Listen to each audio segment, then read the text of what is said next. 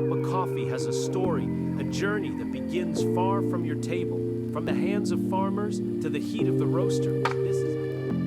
Plants grow in rich soil and warm sunlight. When the cherries turn deep red, skilled farmers harvest them by hand, selecting only the ripest ones. After harvest, the cherries must be processed. Some are washed, some are dried in the sun, each method shaping the flavor inside the bean. Once processed, the green beans travel to roasters.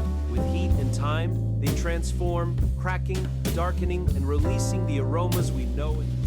Finally, the roasted beans are ground and brewed. Each brew method, espresso, pour over, or drip, brings out different notes in the coffee.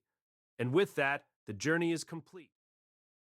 From farms to roasters to your own hands, every cup carries the work of many people and the flavor of its long journey. This is the story inside every sip.